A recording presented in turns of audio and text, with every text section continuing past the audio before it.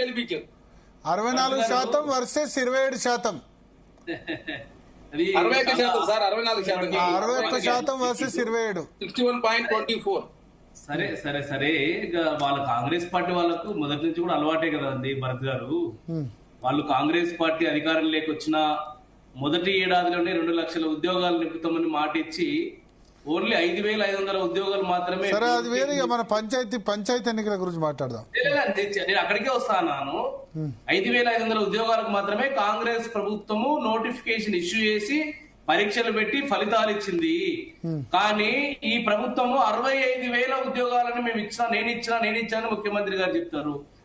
అంటే ఈ పార్టీకి అబద్ధాల పునాదుల మీద రాజకీయం చేయడం అలవాటైపోయింది. మంది పుట్టిన పిల్లల్ని నా పిల్లలే అని ముద్దాడేటువంటి ఒక కుసంస్కృతి కాంగ్రెస్ పార్టీది.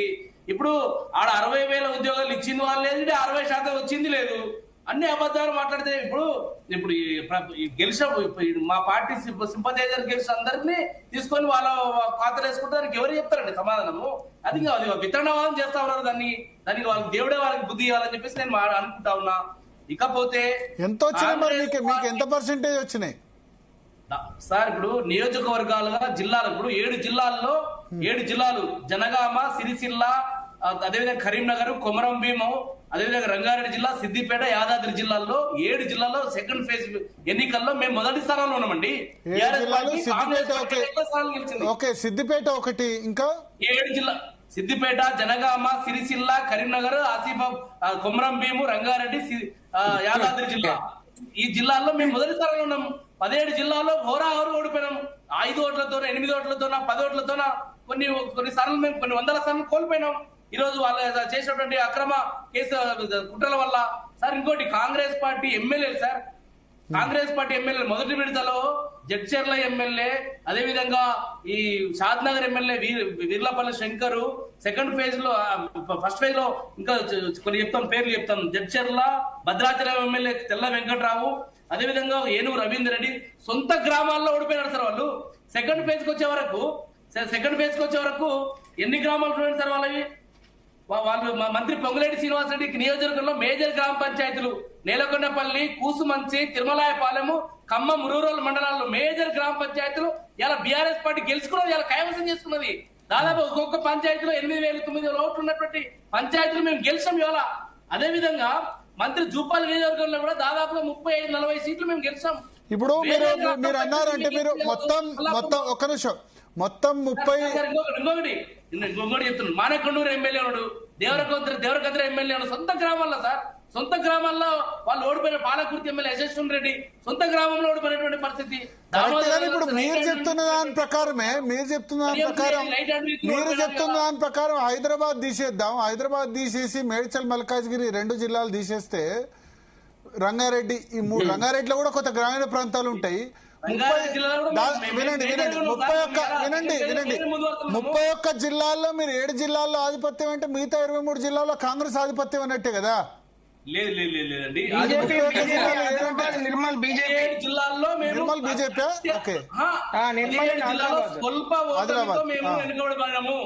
వాస్తవానికి మేము మరి 7+2 9 పోతే 21 కాంగ్రెస్ కదా. మీకు 3 టైమ్స్ ఎక్కువ ఉన్నారు కాంగ్రెస్.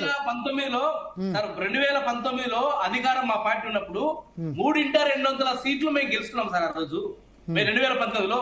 కానీ ఈ రోజు ఈ పార్టీకి 40-45% కూడా దాటతలేదు. ఇలా ఈ పార్టీకి పర్సెంటేజ్ దాటతలేదు. సర్పంచులు మెజార్టీ మాకు ప్రతిపక్షంలో ఉన్నప్పటికీ ఇన్ని కుట్రలు చేసినా, హత్యలు చేసినా, దుమ్మిలు చేసినా, దొంగ ఓట్లు. సార్ ఇంకోటి, నిజామాబాద్ జిల్లా రూరల్ ఎమ్మెల్యే భూపత్ రెడ్డి గారు సొంత గ్రామంలో ఓటు చోరు పాల్పడినారు సార్. ఇలా ఈ రోజు చెల్లని ఓటును తీసుకొచ్చి వాళ్ళ వైపు వేసుకొని గెలిచినట్టు చూపించుకుంటున్నారు. ఇవాళ అనేక గ్రామాలు ఇట్లా తొండి లేపి వాళ్ళ అధికారం ఉందని చెప్పేసి ఈ రోజు టాస్ వేయించుకొని వాళ్ళ తొండి లేపి గెలుపుని ప్రకటించుకున్నారు. ఇవాళ అదొక గెలుపు. అది ముఖ్యమంత్రి గారు, ఒక రాష్ట్ర ముఖ్యమంత్రి స్థానిక ఎన్నికలు, సర్పంచ్ ఎన్నికల కోసం రాష్ట్రమంతా హెలికాప్టర్ వేసుకొని సుడిగాలి ప్రకటన చేసి ప్రారంభోత్సవాల పేరు మీద మున్సిపల్ కదా, ఈ స్థాయిలో గెలుపు. అదొక గెలుపా?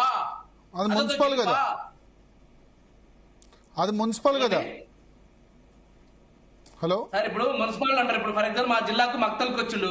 మక్తల్ నుంచి గ్రామీణ రోడ్ల కోసం ఆయన ప్రారంభోత్సవం చేసిండు. ఆ రోడ్లు ఎక్కడ పోతే సార్ గ్రామీణ ప్రాంతానికే కదా.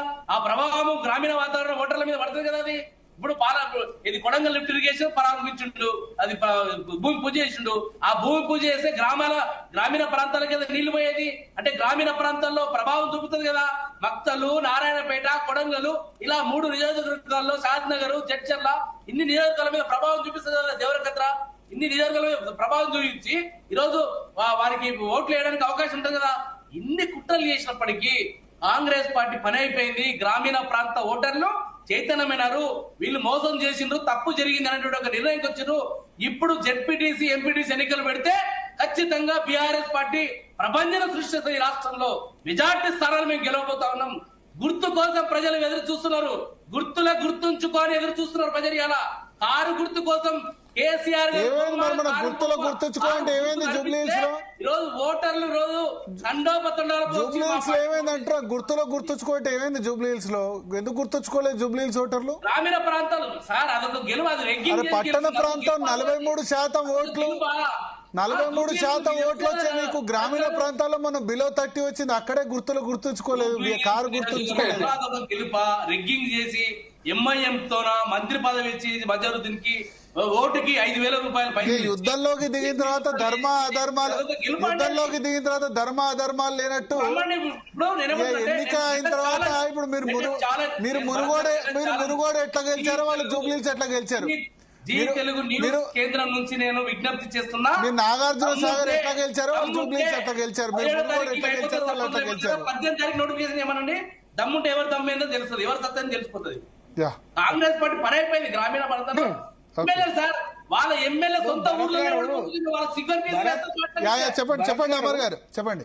భరత్ గారు, ఈయన విజయ్ గారు చెప్పేది అంటే మా తాతలు నేతులు నాకిర్రు, మా మూతులు వాసన చూడండి అన్నట్టు చెప్తున్నాడు ఆయన. అప్పుడు 2.5 వచ్చింది, ఇప్పుడు 2/3 వచ్చింది. అప్పుడు అదేదో కేసీఆర్ గారు మాయ చేసారు. అదంతా గారు విజయ్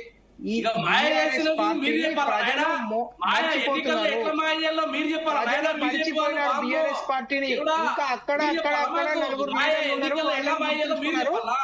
విజయ్ గారు. అరే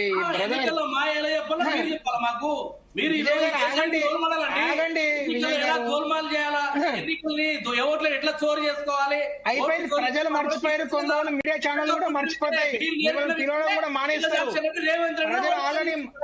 ప్రజలు ఆల్రెడీ మర్చిపోయారు.